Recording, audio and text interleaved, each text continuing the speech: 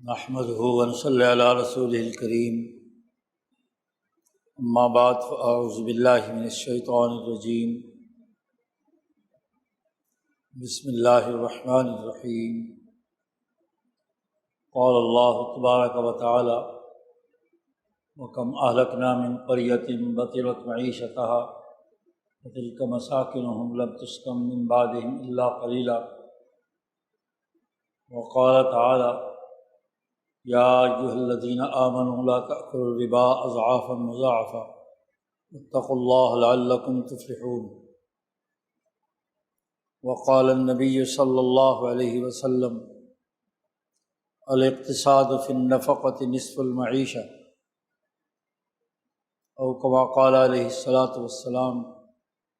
صدق اللہ مولانا العظیم وصدق رسولہ النبی الکریم۔ معزز دوستو، نبی اکرم صلی اللہ علیہ وسلم نے انسانی زندگی کے ہر شعبے سے متعلق جامع ہدایات اور ایک مکمل اور مربوط نظام تشکیل دیا ہے۔ ملت ابراہیمیہ حنیفیہ کی اساس پر، اس کے اصول و مقاصد کی روشنی میں آپ صلی اللہ علیہ وسلم نے کل انسانیت کے لیے ایک مکمل نظام، عملی شکل و صورت، زندگی کے تمام ترین شعبوں کے بارے میں آپ صلی اللہ علیہ وسلم نے رہنمائی دی ہے۔ ملت ابراہیمیہ کا حقیقی تعارف اور دین اسلام، جس سے اللہ کی رضا وابستہ ہے، اللہ تعالیٰ نے جس کے بارے میں کہا ہے کہ ان الدین عند اللہ الاسلام، کہ اللہ کے نزدیک جو دین اور سسٹم ہے وہ صرف ایک ہے، اور وہ اسلام ہے، اور اس کے ساتھ اپنی رضا کا بھی اعلان کر دیا: الیوم اکملت لکم دینکم واتممت علیکم نعمتی ورضیت لکم الاسلام دینا۔ دین کی تکمیل بھی ہو گئی ہے، اور دین کی اساس پر جو نظام قائم ہوگا، اسلام کی اساس پر، اس سے اللہ نے اپنی رضامندی کا اعلان بھی کر دیا۔ تو رضائے خداوندی دین اسلام کے ساتھ وابستہ ہے، ابراہیم علیہ السلام کی ان تعلیمات کے ساتھ وابستہ ہے جس کی تکمیل حضرت محمد مصطفیٰ صلی اللہ علیہ وسلم نے کی ہے۔ ابراہیمی تعلیم کے وہ تمام ماڈل جن میں تحریف یا تعویل یا تغیر و تبدل ہو چکا ہے، وہ ابراہیمی دین نہیں ہے، وہ ملت ابراہیمیہ حنیفیہ کے دائرے میں ہی داخل نہیں۔ ملت ابراہیمیہ حنیفیہ کے علی الرغم جو علم نجوم اور علم طبیعیات کی بنیاد پر تحریفات ہوئی ہیں، وہ ایک ملغوبہ ہے۔ اس کو ابراہیمی ملت کہنا انتہائی غلط ہے۔ ابراہیمی ملت وہ ہے جس کی عملی شکل و صورت، جس کا عملی نظام حضرت محمد مصطفیٰ صلی اللہ علیہ وسلم نے بیان فرمایا ہے۔ ملت ابراہیمیہ کے بنیادی مقاصد گزشتہ کئی جمعوں میں بیان کیے جا چکے ہیں۔ اس کا ایک اہم ترین مقصد ارتفاق ثالث کو، یعنی قوموں کے نظاموں کو درست بنیادوں پر ہر قسم کے ظلم و ستم سے پاک کرنا اور عدل و انصاف کو قائم کرنا رہا ہے۔ اقامت الارتفاق الثالث لکل مظلمۃ، ارتفاق ثالث کو ہر قسم کے ظلم، زیادتی، نا انصافی سے پاک کرنا یہ نبی اکرم صلی اللہ علیہ وسلم کی شریعت محمدیہ کا ایک اہم ترین مقصد ہے، اور پھر نہ صرف عرب کے مخصوص علاقے اور قوم میں اس نظام کو قائم کرنا، بلکہ اس کا بروز و ظہور، اس کا غلبہ بین الاقوامی سطح پر تمام اقوام عالم میں قائم کرنا، یہ ایک الگ سے مقصد ہے۔ نبی اکرم صلی اللہ علیہ وسلم نے انسانی زندگی کی ضرورتوں پر مشتمل ارتفاقات کو صحیح اور درست خطوط پر قائم کیا۔ خاص طور پر امام شاہ ولی اللہ فرماتے ہیں ارتفاق ثالث، یعنی قومی سطح کا ملکی نظام درست کرنا آپ کی شریعت کا مطمع نظر ہے۔ نہ ملت ابراہیمیہ کی تکمیل ہوتی ہے اور نہ شریعت محمدیہ اور اسلام کی تکمیل ہوتی ہے اس وقت تک جب تک کہ کسی اجتماع کا تیسرے درجے کا ارتفاقات کا نظام یعنی قومی سطح کا ملکی نظام ظلم سے پاک نہ ہو۔ ظلم سے پاک ہونا، عدل و انصاف کا قائم ہونا، یہ ہر ملک اور ہر قوم اور ہر اتفاق کا درست طور پر قائم ہونے پر مبنی ہے۔ اس لیے یہ لازمی اور ضروری ہے کہ قومی نظام کے بنیادی حقائق کو سمجھا جائے۔ نبی اکرم صلی اللہ علیہ وسلم نے جب ریاست مدینہ قائم کی اور اس سے پہلے 13 سال تک مکہ مکرمہ میں انسانی معاشروں کا جائزہ لیا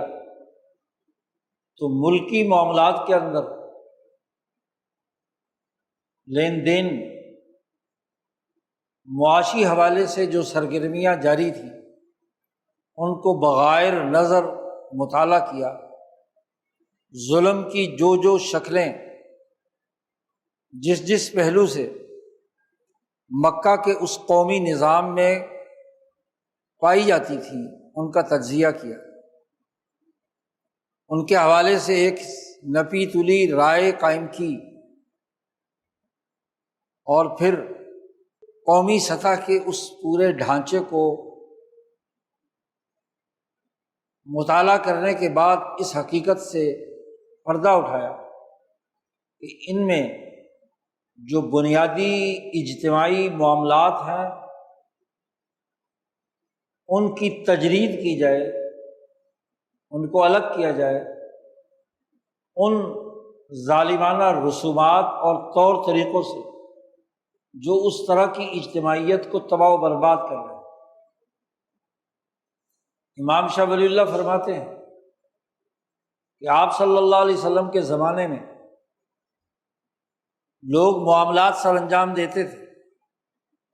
سیاسی معاملات، معاشی معاملات، نکاح و طلاق سے متعلق امور۔ اب ان میں اس بات کا جائزہ لینا کہ اصل معاملے کی جو شکل ہے انسانی تقاضے کے مطابق وہ کیا ہے، اور اس میں کس جگہ پر اس اجتماعی تقاضے کی تکمیل کے لیے خرابی پیدا ہو گئی۔ ایک نبی اور وہ بھی امام الانبیاء، ان کا بنیادی کام دو چیزوں میں فرق کرنا۔ جو بھی انبیاء کے مشن پر کام کرنے والے لوگ علماء ہیں، محققین ہیں، فقہا ہیں، ان کا کام ہے کہ یہ خلط مبحث نہ ہونے دیں کہ جو انسانی تقاضے ہیں یا انسانی حقوق ہیں، جو انسانی فطرت اور جبلت کا حصہ ہیں، ان میں اور اس فطرت یا اس تقاضے کی تکمیل کے لیے جو پروسیجر اور سسٹم بنایا گیا ہے، اس سسٹم میں اور اس تقاضے میں کیا فرق ہے۔ جب تک آپ یہ نہیں سمجھیں گے آپ نہ تو تبدیلی لا سکتے، نہ ہی اصلاح کر سکتے، نہ ہی کسی چیز کو درست بنیادوں پر قائم کر سکتے، ورنہ تو دو طرح کی انتہا پسندی پیدا ہوتی ہے کہ اس سسٹم کی خرابی کو دیکھ کر سرے سے اس انسانی حق کا ہی انکار کر دینا۔ ایک انتہا پسندی یہ ہے کہ آپ نے دیکھا کہ یہ چیز خرابی پیدا کر رہی ہے، اب خرابی کا علاج یہ ہے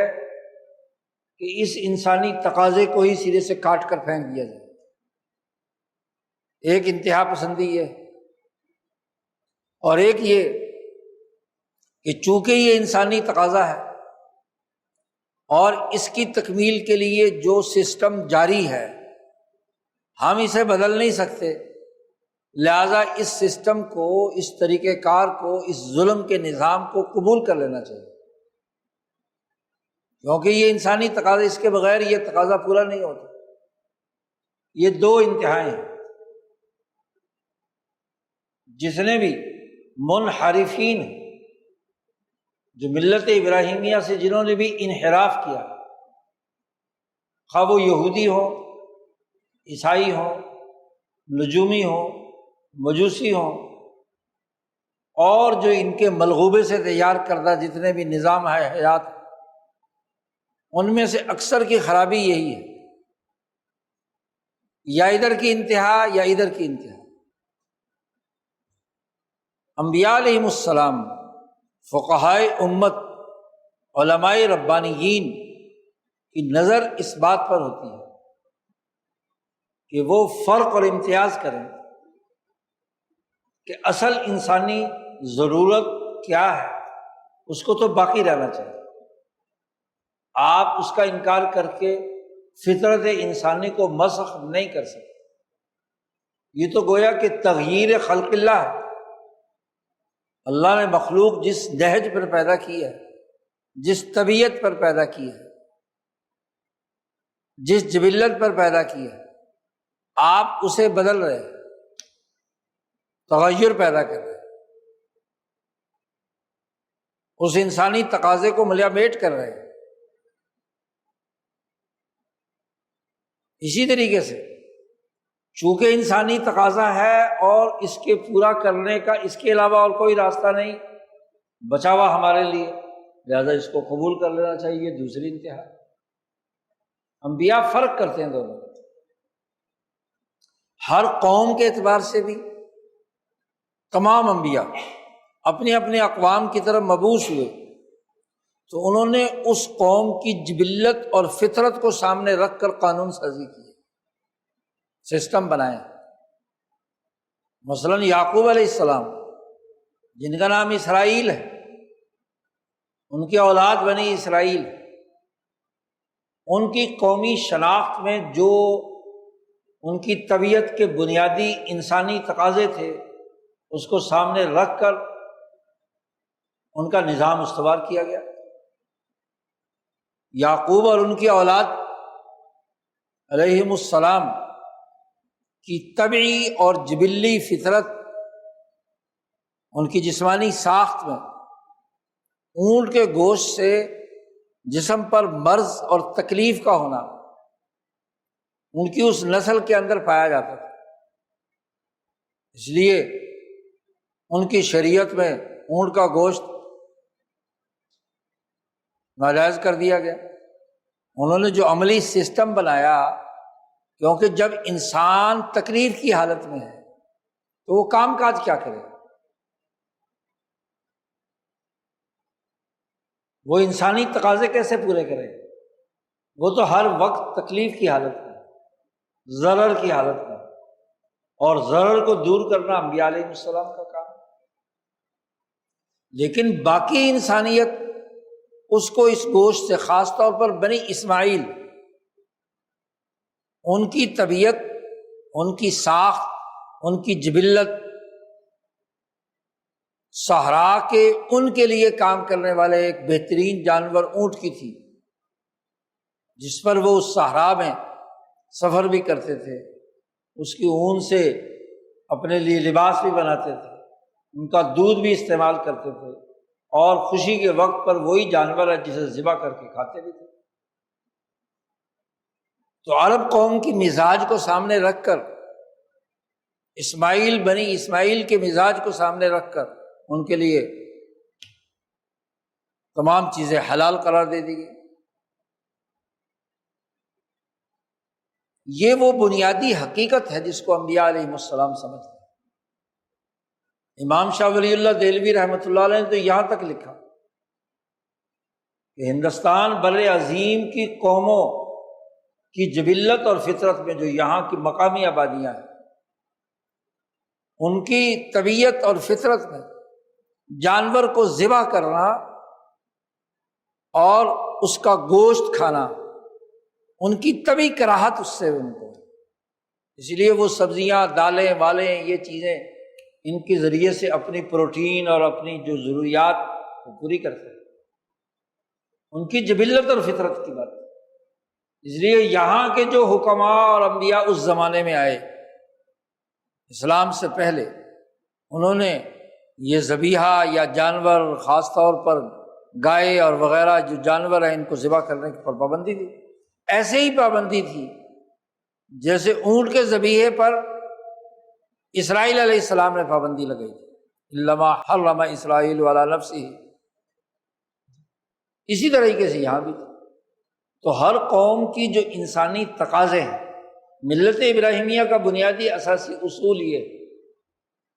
کہ انسانوں کے تقاضوں کے مطابق ارتفاقات کی تشکیل کرو۔ تو نبی اکرم صلی اللہ علیہ وسلم نے جب مکے کے معاشرے کا جائزہ لیا اور خاص طور پر جو معاشی معاملات اور لین دین تھے، ان پر جب آپ نے توجہ کی،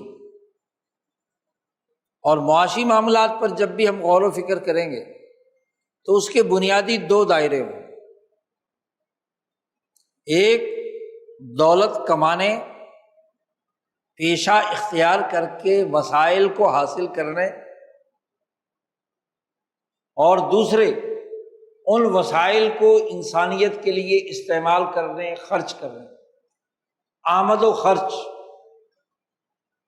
دنیا جتنی مرضی ترقی کر جائے، انسانیت کے یہ دو تقاضے معاشی حوالے سے رہیں گے کہ پیسہ آئے گا کیسے، وسائل حاصل کیسے ہوں گے، اور ان وسائل کا استعمال کیسے ہوگا، خرچ کیسے۔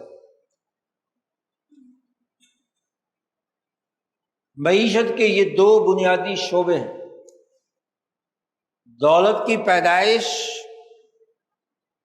تقسیم، تبادلہ اور صرف، یہ ان دو شعبوں سے وابستہ ہے۔ وسائل کا حصول کیسے ہو، انہیں استعمال کیسے کیا جائے۔ نبی اکرم صلی اللہ علیہ وسلم نے جب اپنے زمانے کے خرید و فروخت، لین دین، وسائل کے حاصل کرنے کے ذرائع اور ان کے خرچ کرنے کے طور طریقے، ان کا جائزہ لیا، تو جو باتیں واقعی انسانی ضرورت کی تھیں انہیں برقرار رکھا، یا جو ملت ابراہیمیہ حنیفیہ کے تسلسل کے تناظر میں اسماعیل علیہ السلام سے چلے آ رہے تھے ان کو برقرار رکھا۔ بیع کے جو طریقے، خرید و فروخت یا زراعت کا جو طریقہ، تجارت کا جو طریقہ، صنعت و حرفت کا جو طریقہ موجود تھا، اس کا جائزہ لیا، اور یہ بات بھی واضح کر دی کہ یہ انسانی فطرت کے تین بنیادی مینز آف پروڈکشن ہیں کہ زراعت سے وابستہ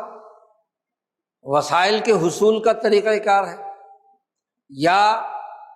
صنعت سے، صنعت و حرفت سے،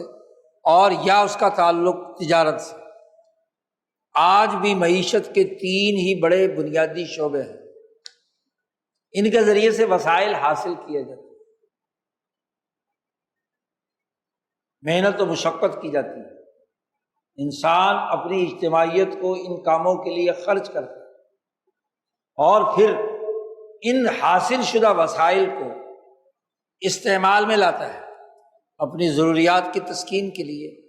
اپنے حاجات کو پورا کرنے کے لیے، اپنے کپڑے لتے، کھانے پینے، رہن سہن، دیگر ضروریات کے لیے۔ تو اب تینوں شعبوں میں زراعت، صنعت اور تجارت، اس سے متعلق جو انسانوں میں ظلم سے پاک چیزیں تھیں، انسانی ضرورتیں تھیں، لین دین کے طور طریقے تھے، آپ نے انہیں برقرار رکھا، اس کو تبدیل نہیں کیا، وہ برقرار رہے۔ اسی طریقے سے اس کے خرچ میں، اس کے استعمالات میں جو طریقے واضح، جو رسومات یا جو سسٹم انسانی ضرورت کے مطابق تھا، ضروری تھا، یا سہولت کے ساتھ ان وسائل کا استعمال تھا، ان کو بھی برقرار رکھا۔ اور پھر جن معاملات کے اندر خرابی تھی، ظلم تھا، زیادتی تھی، اسے نبی اکرم صلی اللہ علیہ وسلم نے بدل دیا، اس کو حرام قرار دے دیا۔ عرب معاشرے میں معیشت میں سب سے بڑی خرابی جو پائی جاتی تھی وہ سود کی تھی۔ سود کی حرمت کا حکم قرآن حکیم کی نصوص قطعیہ میں، نبی اکرم صلی اللہ علیہ وسلم کے فرامین میں،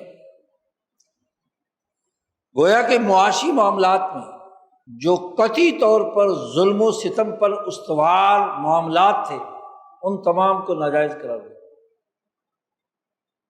خواہ ان کا تعلق زراعت سے، تجارت سے، صنعت سے۔ مکہ کی سوسائٹی میں نہ زراعت تھی، نہ کوئی صنعت و حرفت تھی۔ مکہ کی سوسائٹی کا تمام تر دار و مدار تجارت پر تھا، اشیاء کے تبادلے سے تھا، ان معاملات سے تھا جس کا تعلق پیدا کی ہوئی چیز کو ایک جگہ سے اٹھا کر دوسری جگہ لے جانا۔ عرب کے تاجر یمن کا مال اٹھاتے تھے، اور یمن میں مال آتا تھا بر عظیم پاک و ہند سے، اس ہندوستان کے خطے سے، مسالہ جات، کپڑے، تلواریں، لباس وغیرہ وغیرہ، یہاں سے یمن جاتے کشتیوں کے راستے، یمن کا مال عدن سے عرب کے مکہ کے تاجر اٹھا کر مکہ لاتے، اور پھر یہاں سے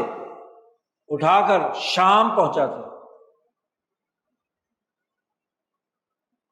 شام سے پھر وہ مال یورپ کے راستے سے پورے یورپ کے اندر افریقہ میں پھیل جاتا، یا یمن سے افریقہ کراس کرتا اور وہاں پھیل جاتا۔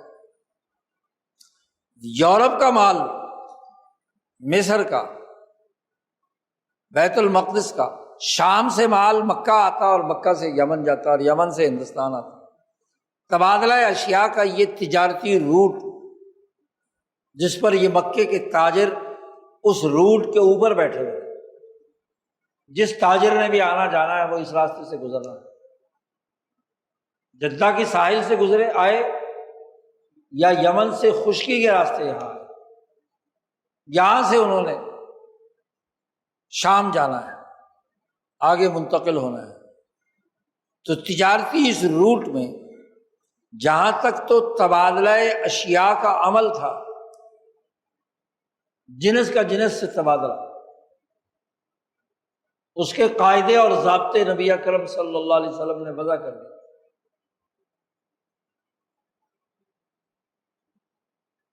کہ اجناس کے ساتھ کیسے بدلیں؟ ہم جنس کا اگر تبادلہ ہے تو نقد و نقد ہوگا، اور اس میں تفاضل جائز نہیں ہوگا، سوام بسوائے، برابر سرابر ہوگا اور تفاضل نہیں ہوگا، مثلاً بمثل، تماثل ضروری، مساوات ضروری۔ تو یہ تجارت کے اس بنیادی قانون کو واضح کیا۔ دوسری بڑی خرابی جو پائی جاتی تھی وہ اشیاء کے تبادلے کے لیے جو سہولت زر کی تخلیق کی صورت میں واضح ہوئی تھی، سونا اور چاندی، وہ زر بن چکے تھے صدیوں کے تجربات کے نتیجے میں۔ اس زر کے تبادلے کا قانون واضح کر دیا کہ جب بھی دو چیزیں ہم جنس ہوں گی ان کا تبادلہ ہوگا، نہ تو اس میں تفاضل جائز ہے،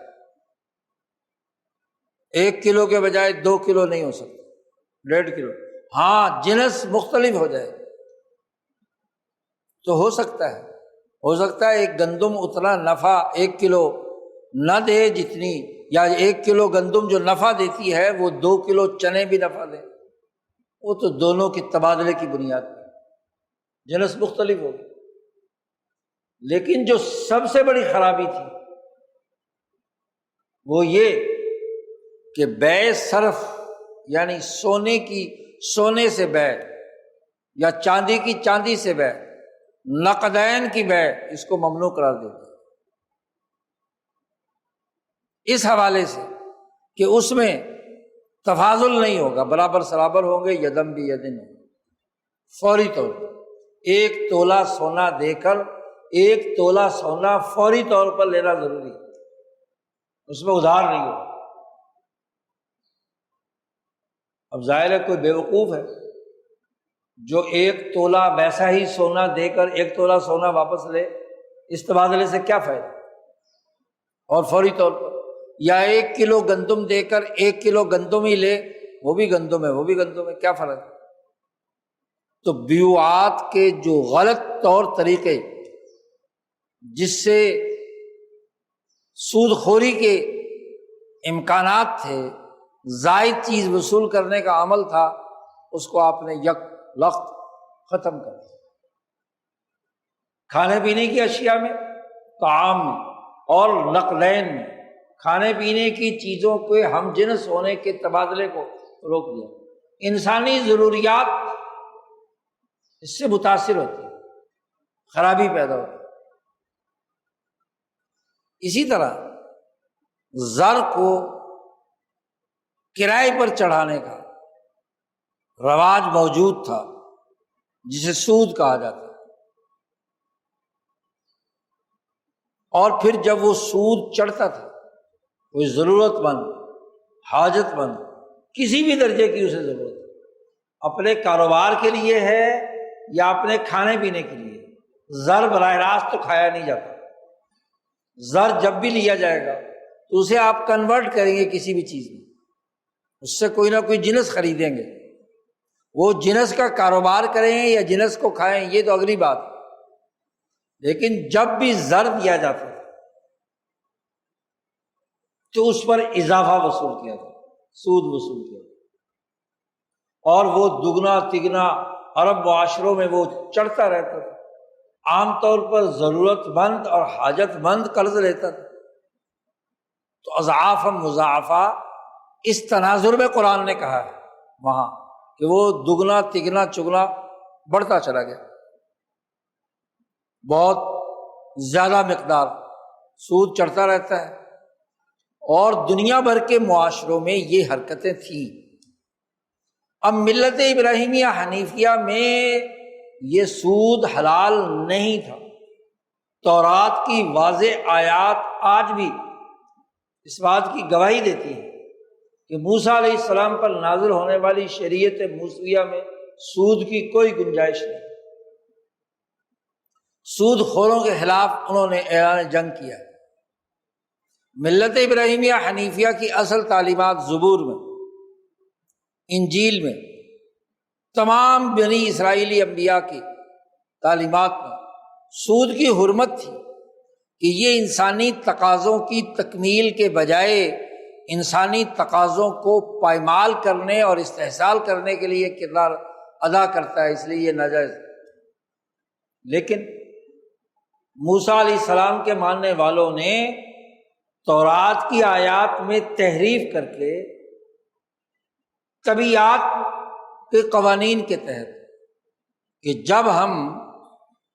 اجناس کا تبادلہ کرتے ہیں اور وہاں ایک کے بدلے میں دوسری چیز زائد لے کر منافع کماتے ہیں، احل اللہ البیع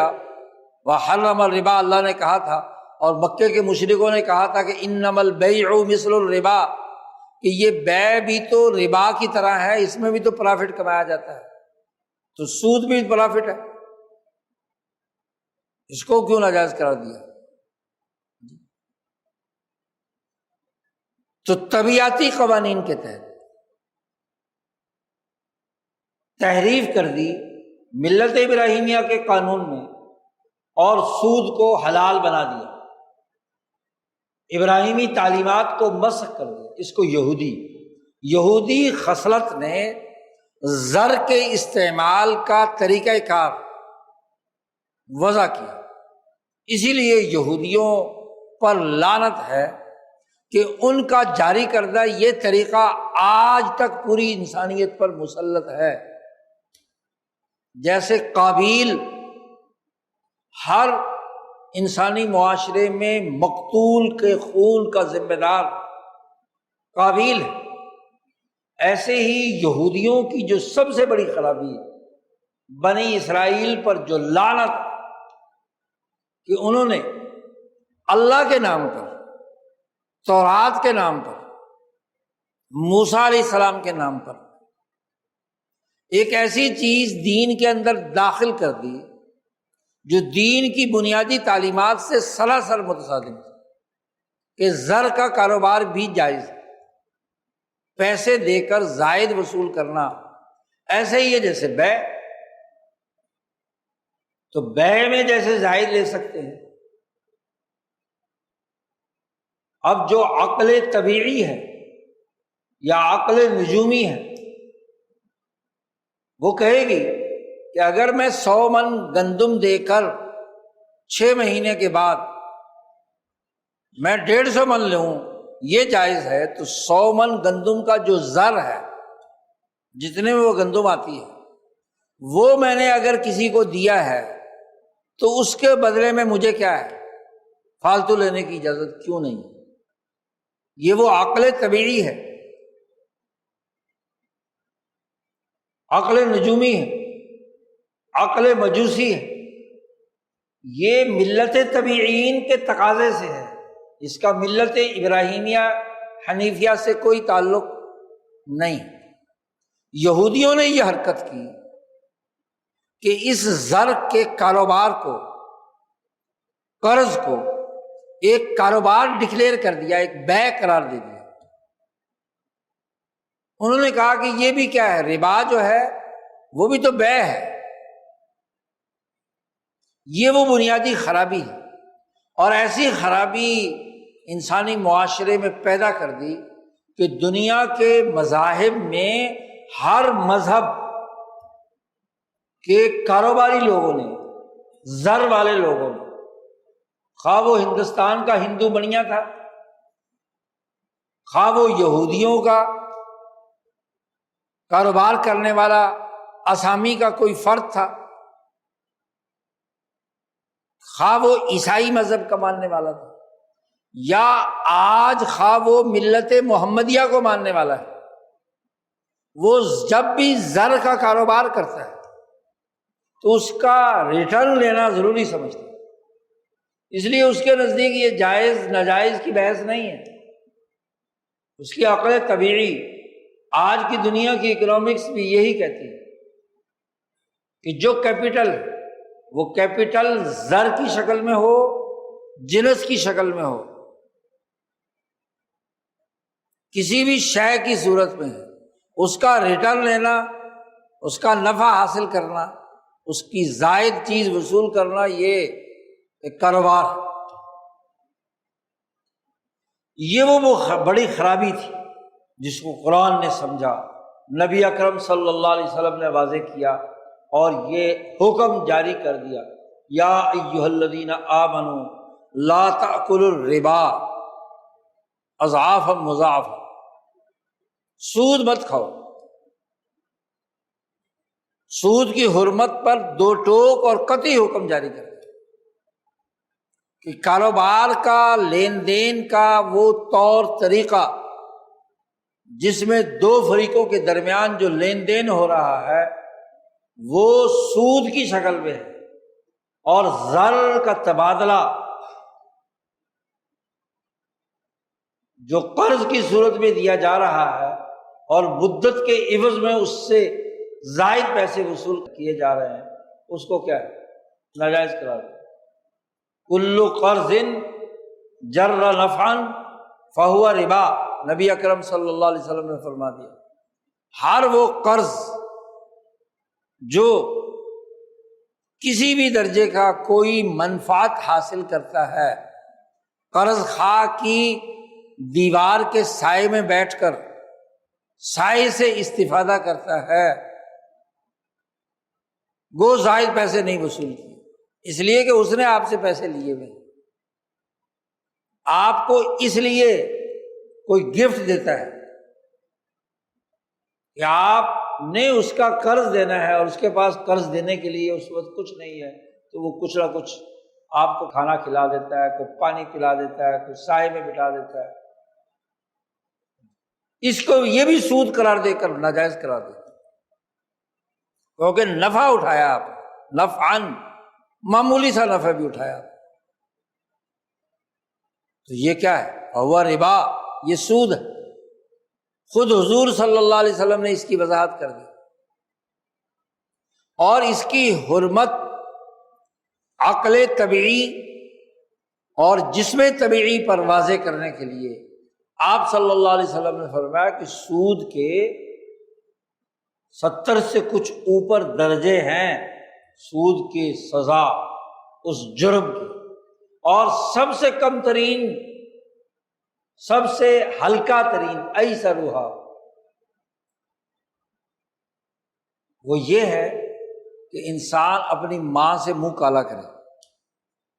کسی انسان کی طبیعت اور فطرت یہ گوارا کرتی ہے کہ اپنی ماں سے منہ کالا کرے۔ ان ينكح الرجل امہ، کہ کوئی آدمی نکاح کرے اپنی ماں سے، کوئی طبیعت گوارا نہیں۔ تو رسول اللہ صلی اللہ علیہ وسلم نے اپنے اس حکم کو طبیعی تقاضوں کے مطابق بھی سمجھایا کہ اس کی حرمت، اس کی خرابی، اس کا ناجائز ہونا اس قدر برا ہے کہ اس سود کا سب سے کم ترین درجہ، جو اعلیٰ ترین درجہ ہے اس کی تو سزا بہت اونچے درجے کی ہے، جہنم کے سب سے نچلے طبقے کے اندر جلنے کی۔ تو طبیعت کے، انسانی طبیعت کے تقاضوں کو جھنجھوڑا کہ صرف عقل طبیعی کی بنیاد پر تم اس کو حلال مت قرار دو، یہ اتنا ہی برا ہے کہ جیسے تم نے اپنی ماں سے نکاح کر۔ تو سود کی حرمت رسول اللہ صلی اللہ علیہ وسلم نے بیع صرف اور بیع طعام جزافاً، اندازے سے اس کو منع کر دیا۔ یہ دو بڑی معاشی خرابیاں تھیں جو دولت کمانے کے حوالے سے سرمایہ دار طبقے، تاجر طبقے، کاروباری طبقے کے دماغوں میں موجود تھی۔ وسائل کے حصول کا یہ کوئی طریقہ نہیں، یہ تو وہ خرابی تھی جو لین دین کرنے کے تناظر میں طاقتور طبقے، حکمران طبقے کام کرتے۔ دوسرا ایک اور بڑی خرابی جو آپ صلی اللہ علیہ وسلم نے محسوس کی، مشاہدہ کیا، کہ مکے کی وہ حکومت جو ابو جہل کی قیادت میں موجود تھی، ریاستی نظام چلانے کے لیے ایک قومی خزانے کی یا بیت المال کی ضرورت ہوتی ہے۔ ریاستی نظم و نسق چلانا ہے، اس کے بغیر، اور اس کے لیے ٹیکس ضرور لگانے پڑتے ہیں۔ یہ اجتماعی کام ہے، کیونکہ حکومتوں کا کام سوسائٹی کے تمام لوگوں کی جان، مال، عزت، آبرو کا تحفظ ہوتا ہے۔ اس کے لیے انتظامات کرنے ہوتے ہیں، ان کے جھگڑے نمٹانے ہوتے ہیں، ان کے مسائل حل کرنے ہوتے ہیں، تاجروں کے درمیان آپس میں جھگڑا ہو جائے اسے نمٹانا ہے، ان کے لیے کوئی قوانین اور ضابطے بنانے ہیں، قانون سازی کرنی ہے، مقننہ کی ضرورت ہے، اس قانون سازی کے مطابق جھگڑے نمٹانے کے لیے عدلیہ کی ضرورت ہے، اس قانون کو عمل میں لانے کے لیے ایک انتظامیہ کی ضرورت ہے، اور ان تینوں شعبوں کے لیے وسائل چاہیے، کیونکہ یہ تو کوئی اور کام نہیں کر رہے۔ اگر مقننہ کے لوگ تاجر بھی ہوں، صنعت کار بھی ہوں، تو وہ قانون سازی کیا کریں؟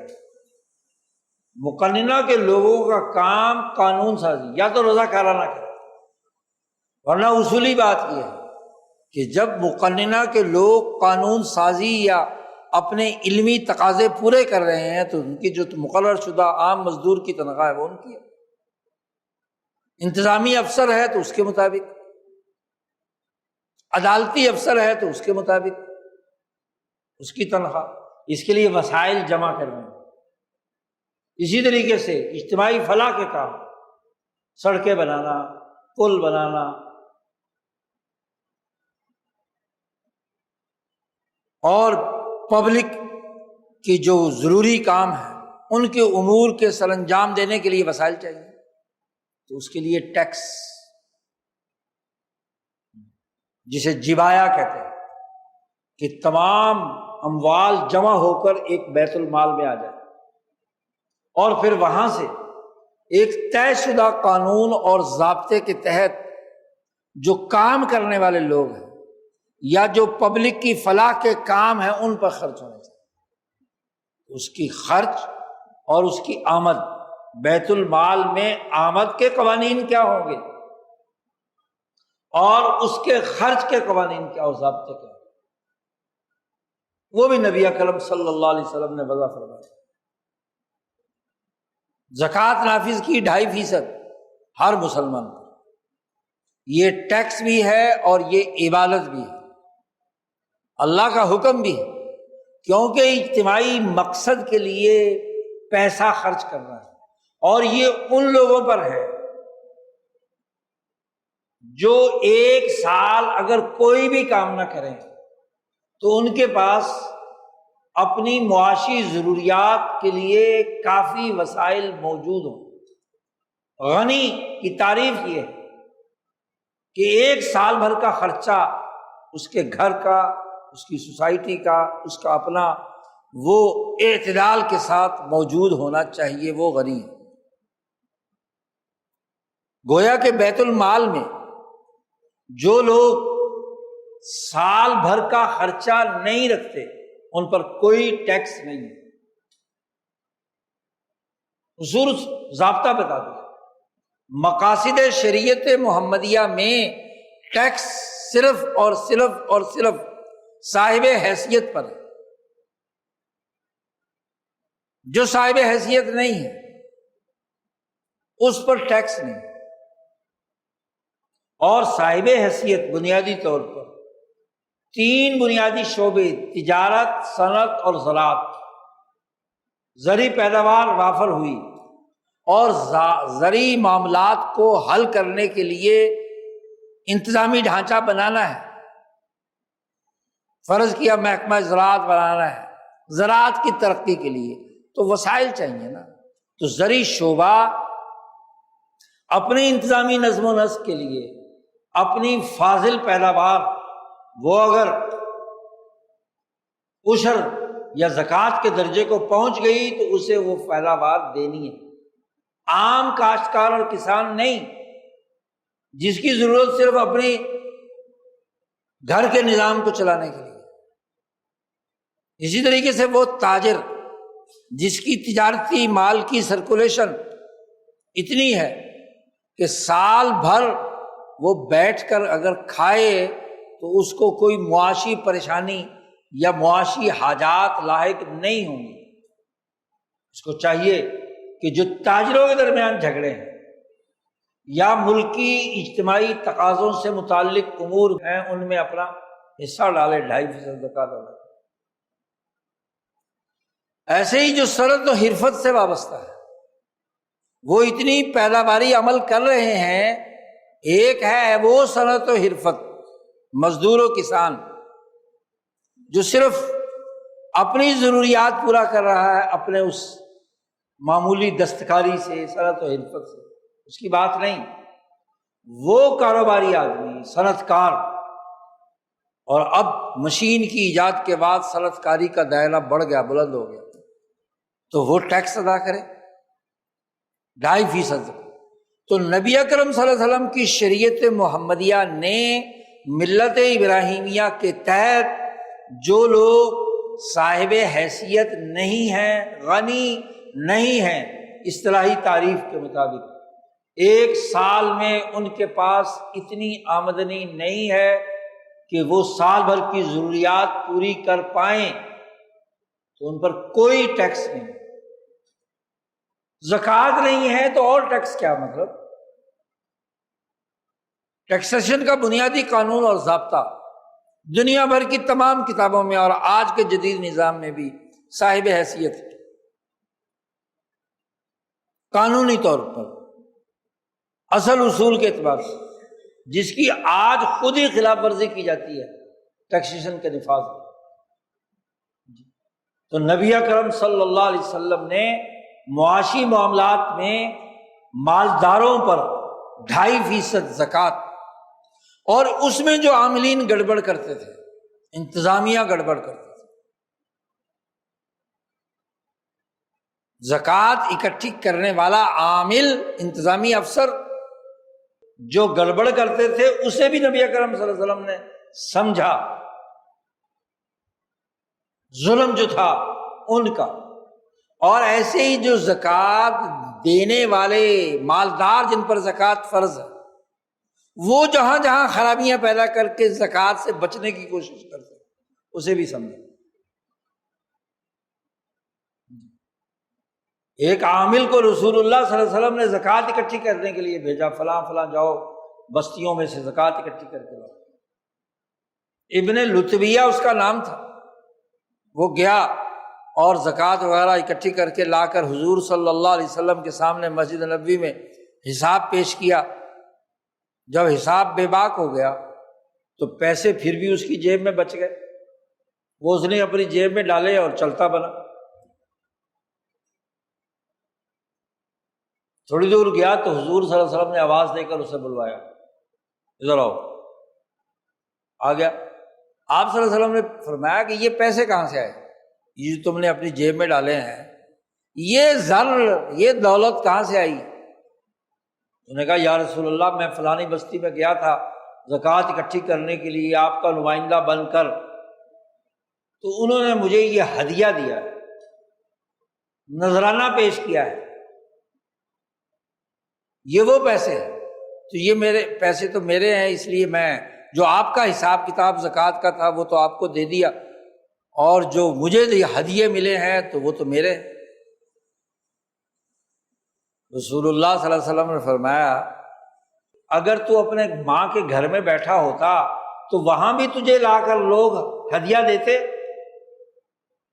تمہیں یہ ہدیہ دینے کے لیے وہ لوگ تیرے گھر آتے؟ میں نے کہا نہیں۔ تو رسول اللہ صلی اللہ علیہ وسلم نے فرمایا کہ تجھے سرکاری افسر کی حیثیت سے، میرے نمائندے کی، حکومت کے نمائندے کی حیثیت سے تمہیں لوگوں نے یہ دیے ہیں پیسے، نکالو ادھر جمع کرو بیت المال۔ یہ تو اجتماعی مال ہے، یہ تو اجتماعی مال ہے، تمہارا ذاتی مال نہیں۔ تو عامل اور افسر جو ہدیے اور نذرانے وصول، اور پھر ہوتا یہ تھا، آپ نے دیکھا کیسر و کسریٰ کی بادشاہتوں اور ابو جہل کے اس نظام میں کہ جو عامل صاحب انتظامی افسر جاتے تھے، زکوٰۃ ایک مال کی زیادہ بن رہی ہے اور نذرانہ دے کر کم لکھوا دی، ٹیکس بچا لیا۔ مالدار لوگ جو یہی کام کرتے ہیں نا، یہ قدیم زمانے سے روایت ہے جی، یہ بھی عقل کبیری کی بنیاد پر، یہ بھی ملت نجامین کی اساس پر، یہ بھی مجوسیوں کا طریقہ واردات تھا، ملت ابراہیمیہ حنیفیہ کے اصولوں میں سے نہیں تھا۔ جب اللہ کے لیے گیا ہے اور اس کی تمہیں تنخواہ افسر کے طور پر مل گئی، تو پھر ٹیکس کا حساب کرتے ہوئے گڑبڑ کرنا، جس نے نذرانہ دے دیا، اب اس کی زکوٰۃ اگر بن رہی تھی، فرض کیا 1,00,000 روپیہ، تو 20-25 ہزار تمہاری جیب میں ڈالے اور اس نے زکوٰۃ جو ہے نا بنائی 25,000، 50,000 اس کا اڑا دیا، ٹیکس کم کر دیا۔ تو یہ خرابی تھی نا، اس کو نبی اکرم صلی اللہ علیہ وسلم نے سمجھا اور اس سے پیسے نکلوا لیے کہ بھائی جب تم نے سرکار سے تنخواہ لے لی تو یہ ہدیہ شدیہ کیا ہے، جمع کرو بیت المال۔ اسی طریقے سے آپ صلی اللہ علیہ وسلم نے لوگوں کو خبردار کیا۔ عرب کے معاشرے میں لوگ بکریاں، اونٹ وغیرہ چلاتے تھے، بھیڑیں چلاتے تھے۔ رسول اللہ صلی اللہ علیہ وسلم نے ان کا ایک معتدل ٹیکس کا ایک معتدل ٹیبل جاری کیا کہ اتنی بکریاں ہوں گی تو یہ زکوٰۃ بنے گی، 5 اونٹ ہیں تو 1 بکری زکوٰۃ میں دینی ہے مثلا۔ تو یہ پورا ایک ٹیبل آپ صلی اللہ علیہ وسلم نے جاری کیا تھا عاملین کو۔ حکومت کا کام ہے، ریاست کا کام ہے کہ جو قانون اور ضابطہ ہے بالکل صاف شفاف، عوام کو اس سے باخبر کرنا ضروری ہے۔ کوئی ایسا خفیہ ٹیکس جو صرف انسپیکٹر صاحب کو یا FBI کو پتہ ہو اور لوگوں کو پتہ نہ ہو، وہ درست نہیں۔ جو آپ نے ٹیرف لگایا ہے اس کا پورا ایک ٹیبل بنا کر جاری کرنا ضروری ہے۔ سب سے پہلے رسول اللہ صلی اللہ علیہ وسلم نے یہ ٹیبل جاری کیا۔ سونا کتنا ہے؟ 7.5 تولے ہے، سال گزر چکا ہے تو 2.5%۔ چاندی اتنی ہے اس پر، اونٹ اتنے ہیں اس پر، بکریاں اتنی ہیں، دمبے اتنے ہیں، وغیرہ وغیرہ، گائے بیل بھینس، پورا ایک ٹیبل جاری کیا جی۔ حضرت علی رضی اللہ تعالیٰ عنہ فرماتے ہیں کہ میرے پاس قرآن پاک اور یہ ٹیبل موجود ہے زکوٰۃ والا، بس۔ یا دیت کا قانون، کسی انسان کو قتل کر دیا جائے تو اس کے بدلے میں جو دیت ادا کرنی ہے وہ کیا ہے، اور اگر قاتل کا پتہ نہیں چل رہا تو عاقلہ، یعنی وہ مقتول جس گلی محلے جس بستی میں ملا ہے تو ان تمام 50 گھروں پر لازمی ہے کہ یا تو قاتل پکڑوائیں ورنہ دیت ادا کریں۔ عاقلہ اسے کہتے ہیں، اجتماعی نظام۔ تو رسول اللہ صلی اللہ علیہ وسلم نے اس کو بھی واضح کر دیا۔ تو وہاں کے معاشرے میں زکوٰۃ سے بچنے کے لیے طریقے ہوتے تھے۔ مثلا نصاب میں 120 بکریوں تک کا ایک نصاب ہے۔ کسی کے پاس 60 ہیں اور دوسرے آدمی کے پاس بھی 60 ہے، دونوں جب اکٹھی کر دیں تو ایک بکری لازم آتی ہے، تو وہ دونوں مل کر آدھی آدھی کر لیتے تھے۔ تو رسول اللہ صلی اللہ علیہ وسلم نے فرمایا کہ بھائی نہیں، جب تمہاری ملکیت الگ الگ ہے تو 2 الگ الگ بکریاں اس لیے جمع کرنا کہ زکوٰۃ دینے میں کیا ہے، کیونکہ 60 الگ ایک آدمی کے پاس ہے تو اس پر بھی تو کیا ہے، ایک بکری الگ سے لازم ہے، زکوٰۃ بنتی ہے۔ اور جو دوسرا مالک ہے اس کے پاس 60 ہے تو اس پر الگ سے 2 بکریاں سرکار میں آنی تھی، اور وہاں کیا گڑبڑ کی انہوں نے، دونوں نے ملا کر کیا ہے، ایک بکری دے کر آدھی آدھی، ایک بکری بچا لی۔ تو یہ جو گھپلا تھا، زکوٰۃ دینے والے، ٹیکس دینے والے جو گھپلا کر رہے تھے، آپ صلی اللہ علیہ وسلم نے اس پر پابندی لگائی۔ تو دیکھو متفرق ریوڑ ہوں تو ان کو ایک جگہ جمع نہیں کیا جا سکتا، یا کسی معاملے میں بسا اوقات ایسے ہو سکتا ہے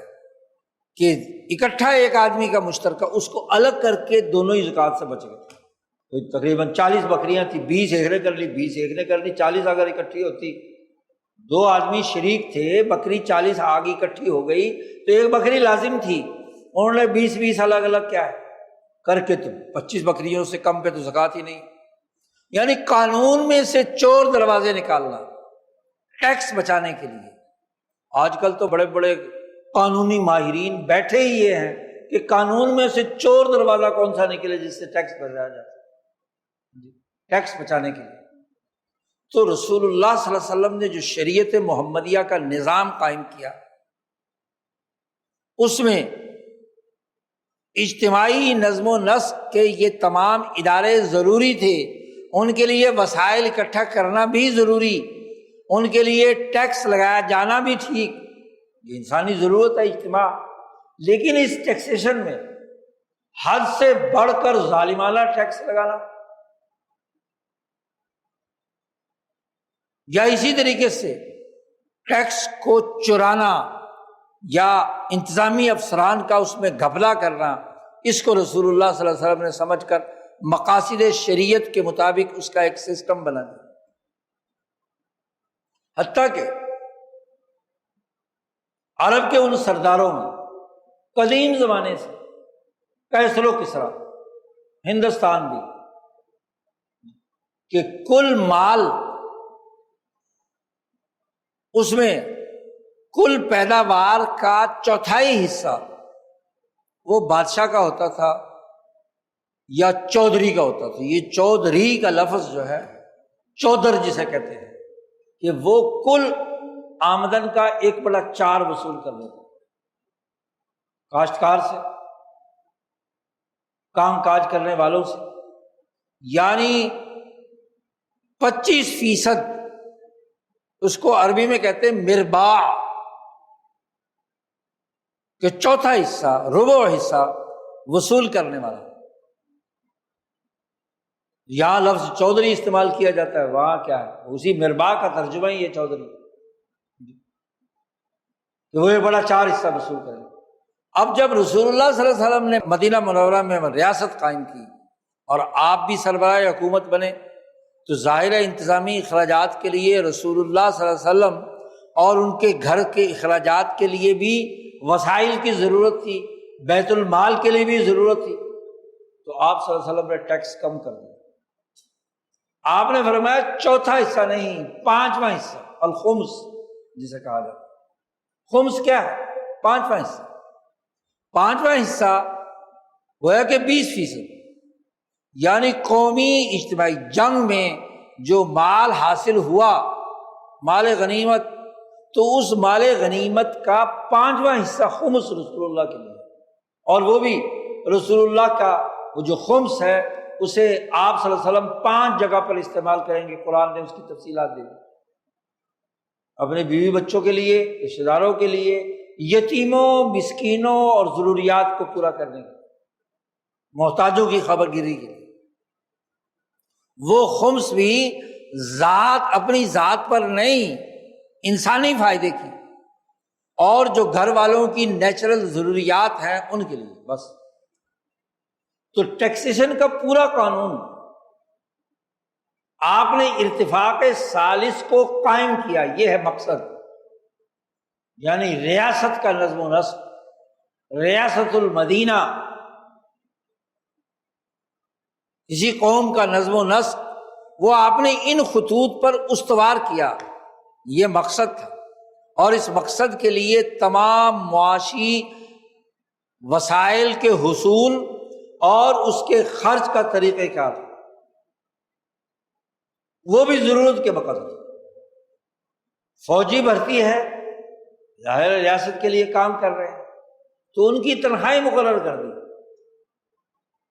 ان کے ضروریات خلفائے راشدین نے پورا رجسٹر بنا کر اس کا نظم و نسق قائم کر دیا کہ یہ تنخواہ ہوگی، یہ کام کرنے والوں کی ضروریات کو پوری جائے گی۔ عدلیہ کی یہ تنخواہ ہوگی، انتظامیہ کی یہ ہوگی، فوجیوں کی یہ ہوگی، اور باقی انتظامی خراجات کے لیے یہ ہو گیا، اس کا پورا ایک آڈٹ بھی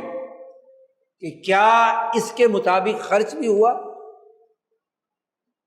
یہ پورا نظام نبی اکرم صلی اللہ علیہ وسلم اور خلفائے راشدین نے مرتب اور مدون کر دیا۔ ضرورت سے زائد کسی خلیفہ نے نہیں لیا، رسول اللہ صلی اللہ علیہ وسلم نے لیا۔ رسول اللہ صلی اللہ علیہ وسلم نے عصر کی نماز پڑھائی اور سلام پھیرتے ہی ایک دم اٹھے اور لوگوں کی صفیں چیرتے ہوئے ام سلمہ رضی اللہ تعالی عنہ کے گھر میں، اور وہاں سے چاندی کا سونے کا ایک ٹکڑا اٹھایا، آپ کو یاد آ گیا، اور لا کر باہر کسی غریب کو دیا۔ واپس اب مصلی پر آئے،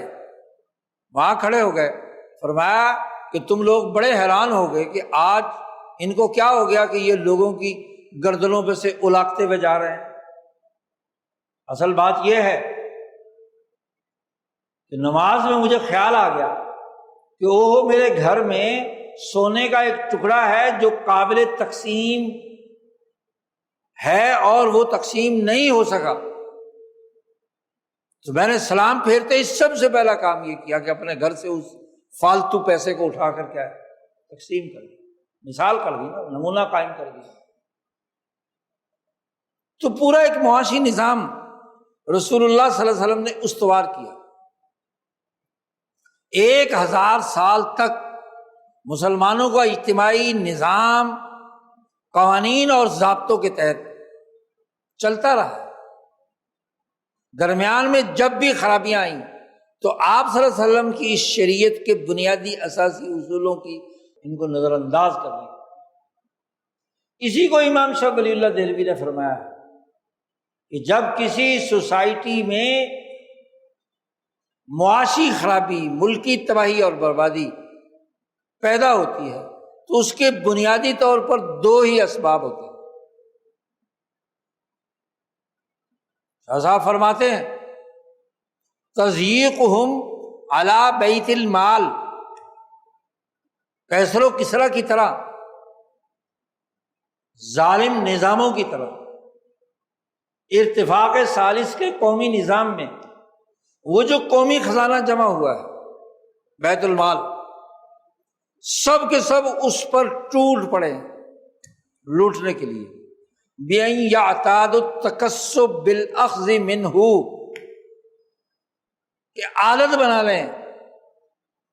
کہ بیت المال سے، قومی خزانے سے لوٹنا، تکسب پیشے کو کہتے ہیں، پیشہ بنا لینا کہ قومی خزانے سے پیسے حاصل کر رہے ہیں۔ ان کا پیشہ کوئی اور کچھ نہیں ہوتا، ان کا پیشہ صرف ایک ہی ہوتا ہے کہ وہ بیت المال سے مال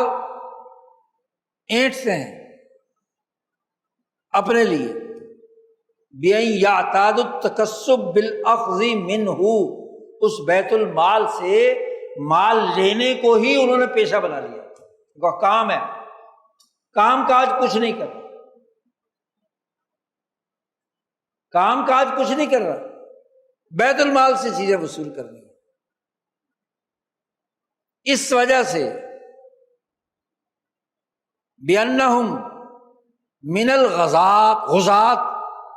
کہ وہ غازی ہیں، انہوں نے ایک ملک فتح کیا ہے، وہ فوجی ہیں، وہ عسکری قوت ہے، وہ ملک کو سنبھالے ہوئے ہیں،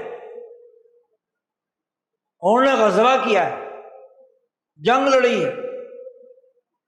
تو جنگ لڑنے کے بدلے میں وہ پیشہ بنا لیتے ہیں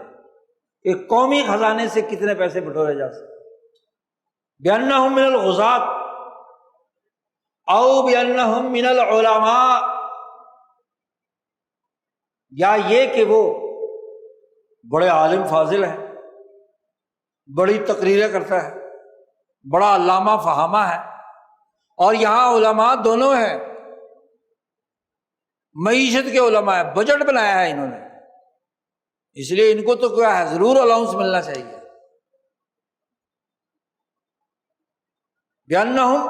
اَوِ الْعُلَمَاء، یا یہ کہ وہ علماء ہیں، وہ دین کے نام پر ہوں علماء، یا دنیا کے نظم و نسق کرنے والے بیوروکریٹ، کیونکہ وہ معیشت کی باریکیوں کے ماہر ہیں، لہذا ان کے لیے کیا ہے، پیشہ ہے کہ انہوں نے قومی خزانے پر بوجھ بننا ہے۔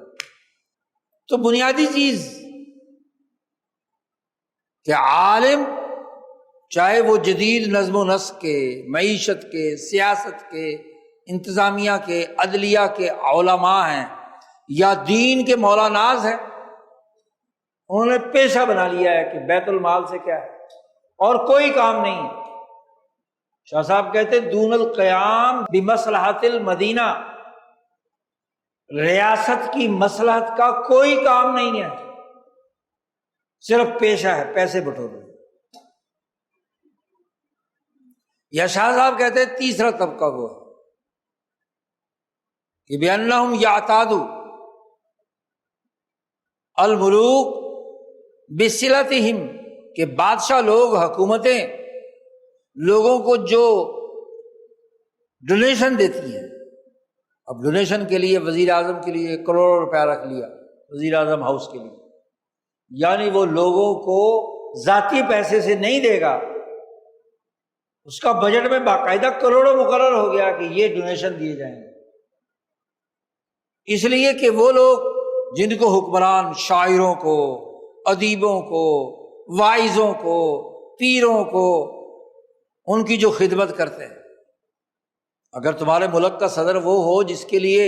کالے بکرے کی قربانی دینا پڑے اور پیر صاحب صدارتی ایمان میں رہے، ایمان صدر میں رہے، تو اس کی بھی تو خدمت کرنی ہوگی جی، وہ بکرا منگانے کے لیے کہ صدر صاحب پر اسے وارنا ہے کالا بکرا، پیر صاحب کی بھی کیا ہے جیب گرم کرنی ہوگی، چونکہ اس نے صدر صاحب کی گاڑی کے 7 چکر لگا کر پھونک مارنی ہے، تاکہ یعنی بلٹ پروف گاڑی ہے، ہاں جی، چاروں طرف بڑا اسکواڈ موجود ہے سیکورٹی کا،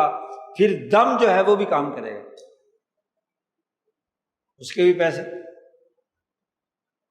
شاعر ہیں، زہاد ہیں، زاہد لوگ، پیر، ادیب ہیں، فنکار ہیں، ان کا کام نظر بھی کیا ہوتی ہے بیت المال پر۔ کہتے کوئی اداکار بیمار پڑ جاتا ہے، کہتے جی دیکھو جی حکومت نے اس کے لیے کچھ کیا ہی نہیں، کچھ نہ کچھ کرنا چاہیے تھا، یعنی اس کا پیشہ ہی یہ تھا کہ وہ ملک اور قوم کے پیسے پر پل رہا جی۔ تو وہ مولوی، وہ پیر، وہ زاہد، وہ متقی، وہ عبادت گزار، وہ شاعر، وہ ادیب، وہ فنکار، وہ اداکار، شاہ صاحب کہتے ہیں یہ سب مل کر او بوجہ من وجوہ التکدی، شاہ صاحب کا جملہ ہے، کمائی کا جس کو جس درجے کا بھی فن آتا ہے، جس پہلو سے بھی وہ کما لے، پیشہ بنا لیتے ہیں کہ کس طریقے سے حکمرانوں سے پیسے اینٹنے ہیں، کسی کو دے دو کسی ایونٹ کا ٹھیکہ، ٹینٹ لگانے کا ٹھیکہ، کسی پروگرام کو نشر کرنے کا طریقہ۔ تو ریاست میں سب سے بڑی خرابی بیت المال پر لوگوں کا ٹوٹ پڑنا، اور پھر جب قومی خزانے کے لوٹنے والے بہت سارے ہو جاتے ہیں تو شاہ صاحب نے اگلا نقشہ کھینچا کہ پھر یہ سب مل کر لڑتے ہیں کہ تو نے کیک کا زیادہ حصہ کھا لیا اور میرے پاس کم آیا ہے، خود حکومت کے اندر لڑنے والے۔ تو کسی ریاست کی تباہی کا بنیادی سبب قومی خزانے پر ٹوٹ پڑنے والے طبقات ہوتے ہیں۔ اب ایک طرف ٹوٹ پڑنے والے طبقات موجود ہیں تو قومی خزانے کی تو ایک حد ہوتی ہے، اس سے زیادہ تو نہیں ہوتا۔ تو دوسری بڑی خرابی ضرب الضرائب الثقیلہ علی الزراع والتجار والمتحرفہ، اب قومی خزانہ بھرنے کے لیے پھر بھاری ٹیکس لگائے جاتے ہیں، 3 شعبوں پر، کاشتکاروں پر، صنعت کاروں پر اور تاجروں پر۔ شاہ صاحب ان 3 بڑے بنیادی شعبے ہیں۔ کسی بھی سوسائٹی میں وسائل معاش پیدا کرنے کے یہ 3 ہی شعبے ہیں، اور ان سے متعلقہ سروسز ہیں جو ان کے ساتھ وابستہ ہے۔ ملک کے قومی خزانے میں اضافے کے لیے ٹیکس انہوں نے دینا ہے، عام آدمی پر تو ٹیکس نہیں ہے۔ کم از کم اس زمانے کے بادشاہ جو شاہ صاحب کے زمانے کے ہیں، جن کو کیسر و کسریٰ سے تشبیہ دی ہے شاہ صاحب نے، وہ عام آدمی پہ ٹیکس نہیں لگاتے تھے، وہ تاجروں پہ، ذمہ داروں پہ اور صنعت کاروں پہ لگاتے تھے۔ زکوٰۃ کا نظام نافذ تھا، اور زکوٰۃ جن پر ہے ان پر ہے، عام آدمی پر تو نہیں ہے، مزدور کسان پر تو نہیں ہے، وہ تو جو کماتا ہے اپنی ضروریات پوری کر لیتا ہے، کافی۔ اس زمانے میں ظالمانہ ٹیکس، بھاری ٹیکس، الثقیلہ، اور عربی زبان میں ٹیکس کو ضریبہ کہتے ہیں، یعنی ضرب سے ہے۔ جب کسی پر ٹیکس لگایا جاتا ہے تو اس کا مطلب یہ کہ اس کی پٹائی کی جاتی ہے، اس کو مارا جاتا ہے۔ بھائی اس نے اپنی محنت سے کمایا، جدوجہد اور کوشش کی، اور پھر حکومت اجتماعی خرچ کے لیے پیسے لے رہی ہے تو اس کو ضریبہ کہیں گے نا، اسی کو ضرائب جمع ہے، ضرب الضرائب۔ یعنی شاہ صاحب نے جملہ بھی استعمال کیا یہ کہ جو مار کو مزید مارنا، ظاہر ہے کہ قومی خزانے میں پیسے آئیں گے ان 3 جگہوں سے، تو ان تینوں کے اوپر بھاری ٹیکس لگا دیں۔ پھر جب بھاری ٹیکس لگتے ہیں تو پھر شاہ صاحب نے اگلا تجزیہ کیا ہے کہ 2 طرح کے لوگ ہوتے ہیں، تاجروں میں، ذمہ داروں میں، اسی طریقے سے صنعت کاروں میں۔ کچھ بیچارے شریف ہوتے ہیں، کاروبار کرنا چاہتے ہیں، تو وہ تو چپکے سے کیا ہے، تاوان بھرتے رہتے ہیں، تو چلو یار دھندا تو چلتا رہے، کام ہوتا رہے، تو وہ جو کچھ ان کے اوپر ٹیکس لگایا جاتا ہے تو وہ مجبوری میں، حتیٰ کہ ہوتے ہوتے ہوتے ان کی تجارت ختم ہو گئی، ان کی زراعت زمینیں بک گئیں، ان کی کیا ہے جتنی بھی کاشت وہ صنعت و حرفت ہے وہ اجڑ گئی، مارکیٹ سے ہی وہ آؤٹ ہونا شروع ہو گئی۔ ظاہر ہے جب وہ نہیں ہوں گے تو پھر بیت المال میں ٹیکس کہاں سے آئے گا، وہ کاروبار چھوڑ دیں گے جی۔ اور اگر مولویوں کا فتویٰ ہو، اسلامی بینکاری والوں کا، کہ یہ بینک میں پیسے رکھ کر اس کا پرافٹ کھانا حلال ہے، تو جو بیچارہ 20-25-30 لاکھ کا کاروبار کر رہا ہے وہ کہتا ہے کون یہ ٹیکس ادا کرے، ہاں جی FBR کے، وہ بیچ کر 20-25 لاکھ کسی بینک میں رکھتا ہے اور اس کی روٹی کھاتا ہے، حلال کر دیا مولوی نے، تو کاروبار ٹھپ ہونا شروع ہو جاتا ہے۔ جس ملک سے تجارت ختم ہو جائے، جس ملک سے زراعت ختم ہو جائے، جس ملک سے صنعت ختم ہو جائے تو اس کی تباہی بربادی نوشتہ دیوار ہے، نظر آنے والی بات۔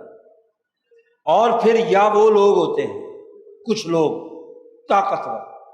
حکومتوں کے پالے ہوئے،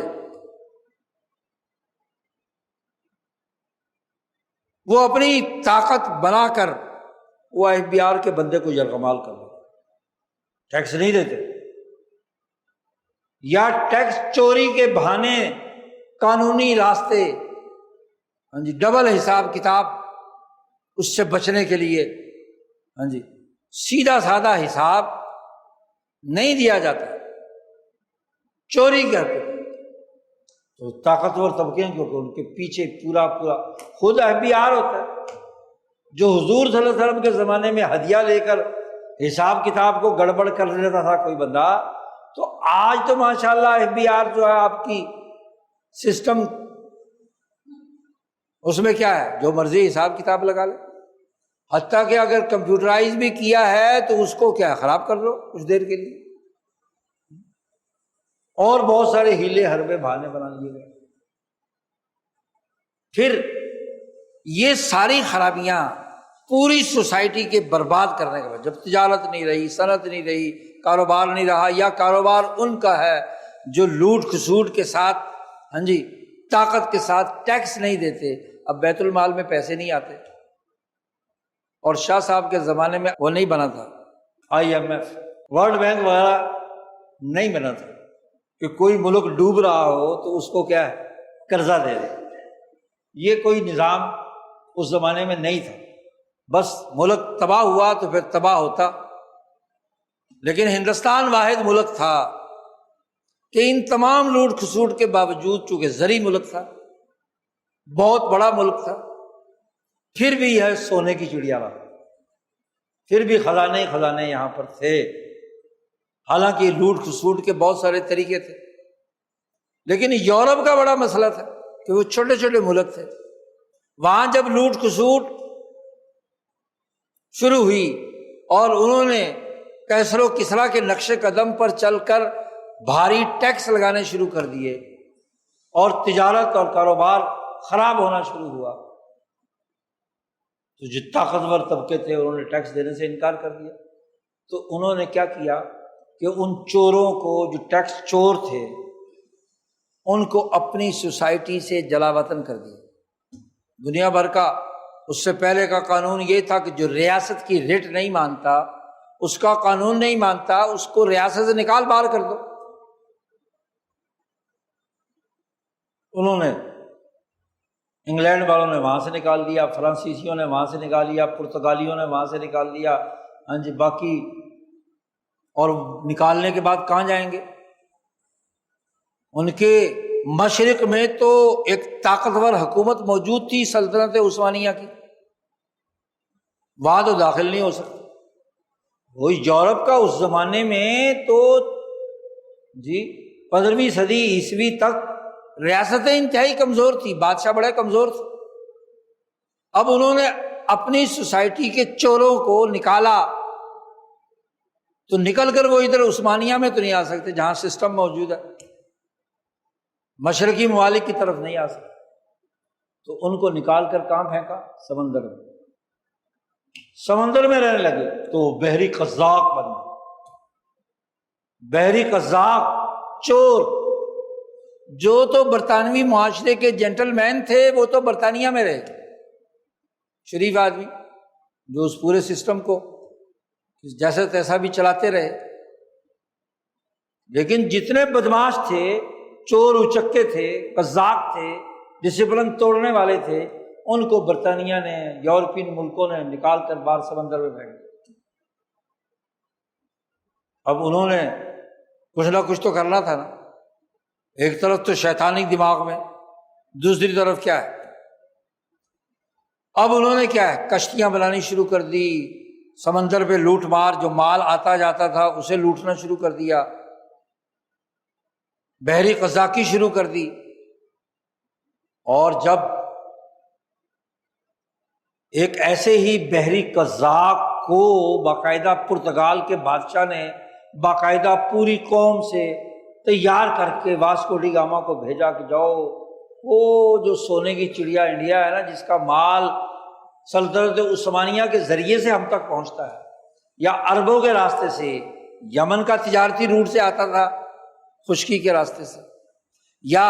خلیج کے راستے سے، خلیج احمر کے راستے سے، نہر سویز کے راستے سے۔ اس وقت نہر اگرچہ نہیں بنی تھی، لیکن وہ تھوڑا سا فاصلہ تھا، وہ دوسری چیزوں پر پورا کر لیتے تھے، مال ادھر منتقل کر دیتے بحیرہ روم میں، اور ادھر سے یہ خشکی کا راستہ تھا،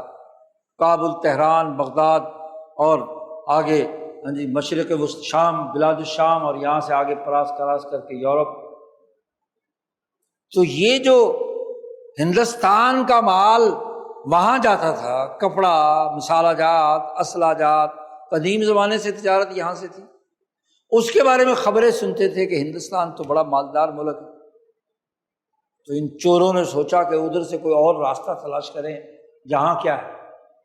یہ جو دولت کی دیوی ہندوستان ہے، اس کو لوٹنے کے لیے پہنچے۔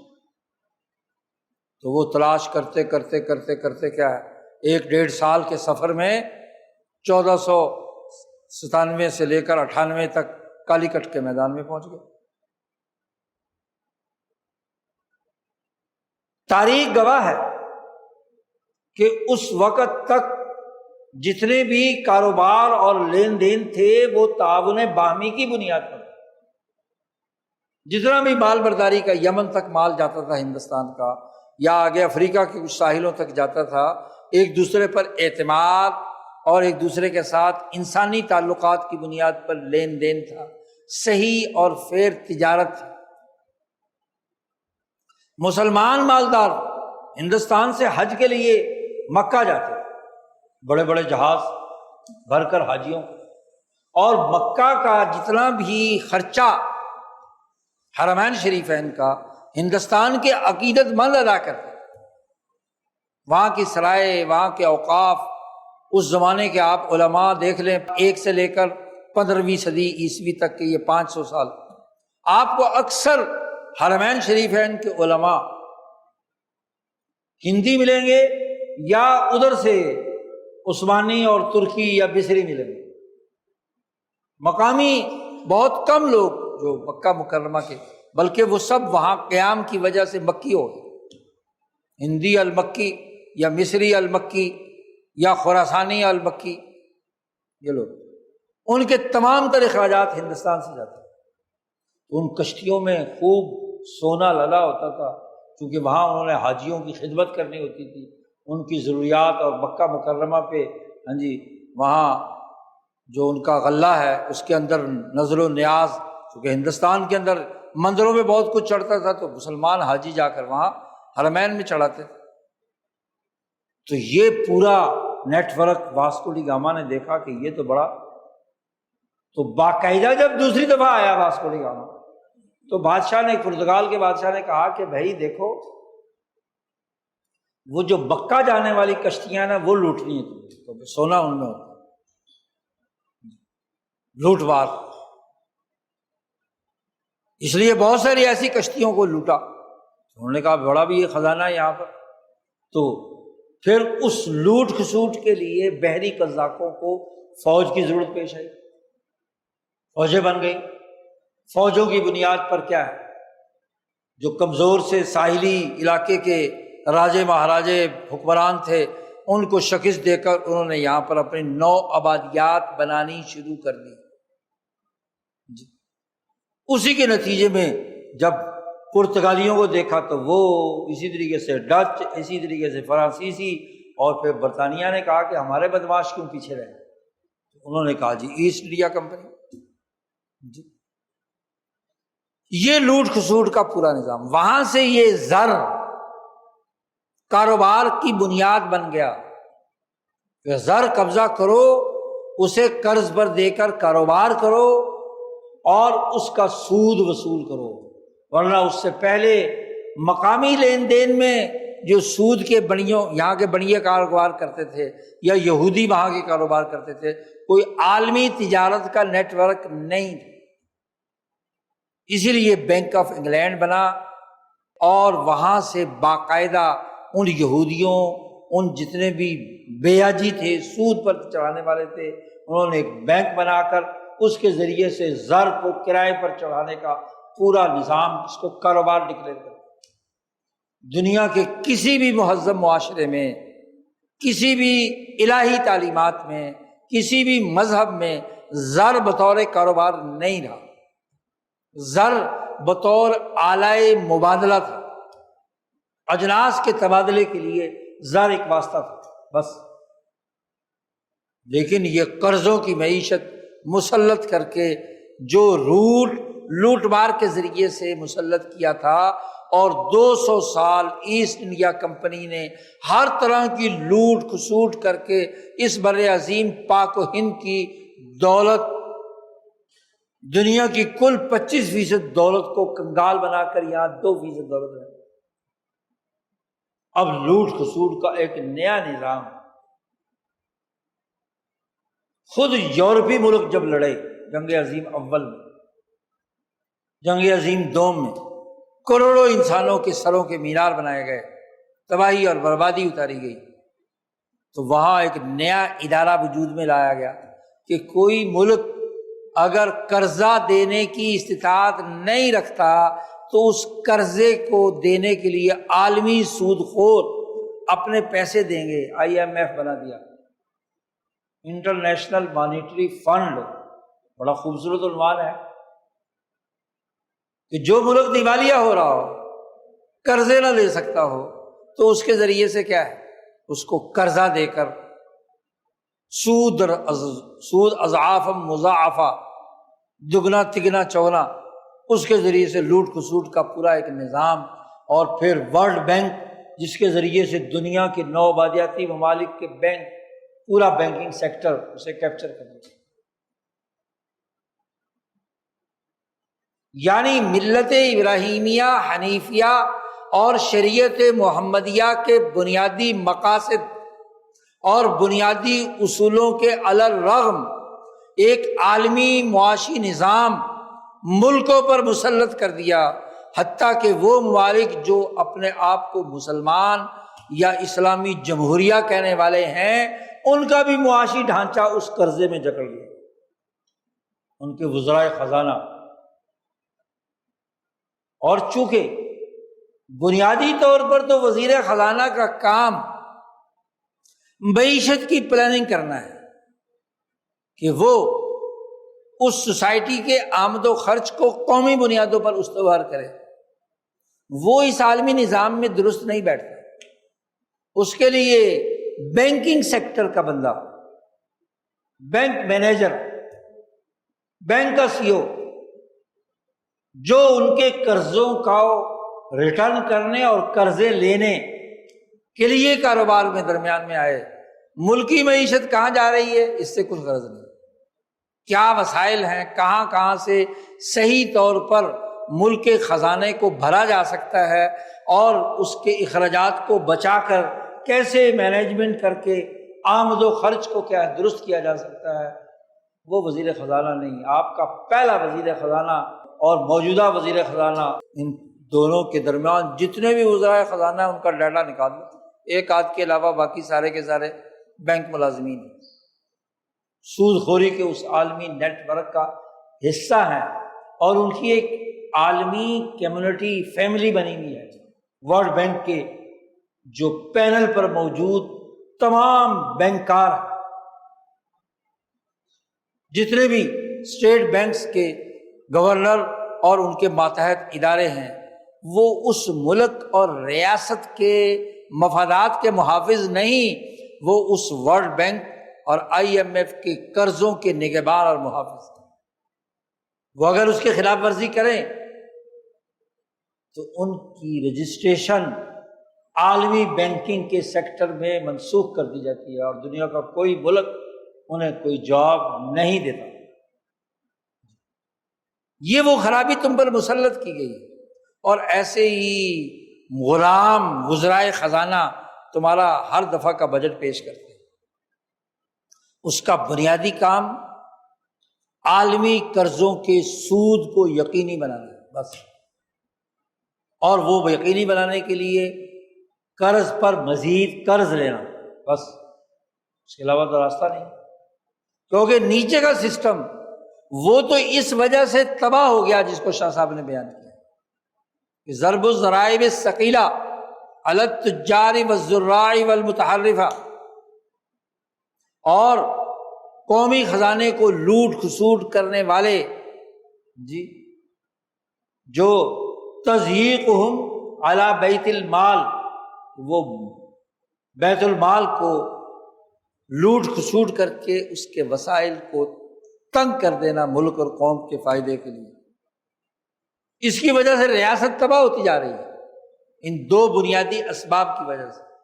لیکن جو آپ کا وزیر خزانہ یا عالمی بینک کا نمائندہ ہے، وہ عالمی طاقتوں کے قرض کو یقینی بناتا ہے، اب اس کی بنیاد پر بجٹ بھی وہی بنا کر دیں گے۔ انہوں نے منظور کیا ہے،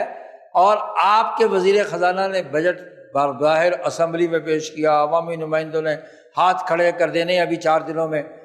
بجٹ منظوری میں، اور وہ 1 جولائی سے آپ پر نافذ العمل ہوگا۔ یہ وہ خرابی ہے۔ آپ اندازہ لگائیں کہ آپ کا یہ بجٹ 17,500 ارب زبان سے ادا کر لینا آسان ہے، 17,500 ارب کا بجٹ، جس میں 8,208 ارب آپ کو سود ادا کرنا ہے، سود کی مد میں۔ آپ کے بجٹ کا نصف حصہ تقریباً وہ سود میں چلا جائے گا۔ تو یہ قرض دینے والے کا نمائندہ ہی ایسا بجٹ منظور کر سکتا ہے، جو ملکی وسائل کو سلیقے کے ساتھ اپنے ملک کی عوام کی ضروریات کے لیے، تو وہ ان تمام اخراجات پر کٹوتی کرے گا کہ نہیں؟ عقلی بات ہے،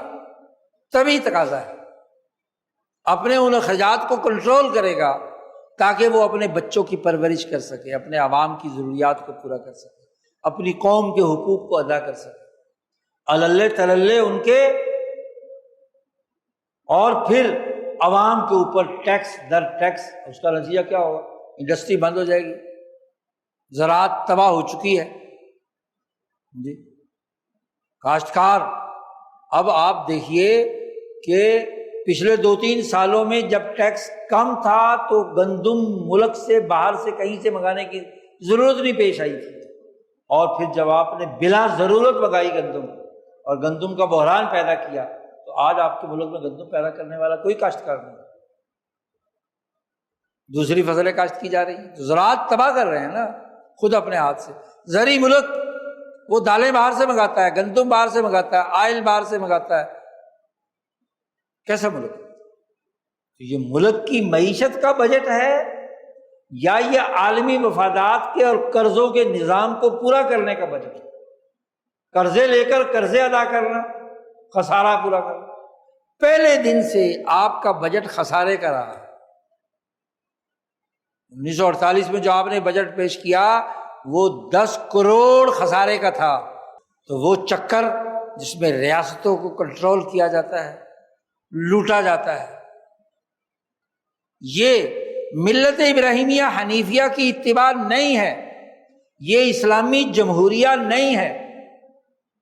یہ شریعت محمدیہ نہیں ہے، یہ وہ منافقت ہے، یہ وہ تباہی ہے جو تمہیں نہ صرف اس دنیا میں ذلیل اور رسوا اور خسارے کا باعث بنائے گی بلکہ آخرت کا عذاب سامنے کھڑا ہے۔ خدا سے ڈرو اور ملک کو اپنے پاؤں پر کھڑا کرنے کے لیے واقعی حقیقی معاشی اسلامی نظام جس سے ریاستیں ترقی کرتی ہیں، اپنے پاؤں پر کھڑی ہوتی ہیں۔ دیکھنے کی بات یہ ہے کہ معیشت میں، سیاست میں اعلیٰ کاری کی کردار کے علاوہ اور کچھ نہیں، قرضوں کی معیشت جھکڑی ہوئی ہے۔ تو بجٹ ایک تماشا ہے، اس کا تعلق قوم کے ساتھ نہیں ہے، اس کا تعلق معاشی مینجمنٹ کے ساتھ نہیں ہے، اس کا تعلق حقیقی وسائل کی دستیابی اور ان کے اخراجات کے میزانیے سے نہیں ہے، اس کا تعلق ان عالمی قرضوں کی معیشت کے لیے ایک بجٹ پیش کرنا ہے۔ بظاہر ایک کٹ پتلی فارمی حکومت، ایک حکومت ہوتی ہے حقیقی اور ایک جو کسی فارم کی بنیاد پر بنی ہوئی ہونا، جیسے فارمی مرغی نہیں ہوتی جی، وہ پیدا ہوتی ہے، تو ایسے ہی فارمی پارلیمنٹ جو فارم میں پیدا کی گئی ہے راتوں رات، تو ایسی فارمی حکومت جو ہے اس سے کیا ہے، ایک اور فارم پر جو بجٹ کے نام پر IMF نے دیا ہے اس پر آپ دستخط کر دیں گے، بس ریاست سے، قوم سے اور خاص طور پر اسلام سے، محمد مصطفیٰ صلی اللہ علیہ وسلم کی شریعت سے، ملت ابراہیمیہ حنیفیہ سے اس کا کوئی تعلق نہیں۔ یہ شعور پیدا ہونا، یہ حقائق واضح ہونا، یہ آج کے یہودیوں، مجوسیوں اور نجومیوں اور کاہنوں کا بجٹ ہے جو آپ پر مسلط کیا گیا ہے۔ اس کا اسلام سے، حقائق سے، قوم سے، ملک سے کوئی تعلق نہیں۔ جب تک یہ شعور پیدا نہیں ہوگا تو ہم بے وقوف اندھے بنے ہوئے ہر بجٹ پر آمنا اور وسلم نہ کہتے رہیں گے، اور تباہی کی دلدل کی طرف ہمارا سفر جاری رہے گا۔ اس سفر کو واپس لوٹانا ہے تو حقیقی بنیادوں پر معیشت کو سمجھو، معیشت کے وسائل کو آگے بڑھاؤ اور اس کے اخراجات کو کنٹرول کرو، ملک پر قومی خزانے پر لوٹ کھسوٹ کرنے والوں پر پابندی لگاؤ، اور جو بھاری ٹیکس ہے وہ ختم کر کے لوگوں کو سہولت اور امن کا سانس دو، تب تو کیا ہے ملک ترقی کر سکتا ہے، ورنہ تنزل کی کھائی میں مسلسل گرتا جا رہا ہے۔ 75 سال سے گرتے گرتے اب 75 درجے تو نیچے جا چکا ہے، اور کتنے درجے تم نے جانا ہے؟ اللہ تعالیٰ اس رجعت قہقری سے محفوظ فرمائے، اور دین کے نظام کو، اسلام کے نظام کو حقیقی شعور کی بنیاد پر سمجھنے کی توفیق عطا فرمائے۔ وآخر دعوانا الحمد للہ رب العالمین۔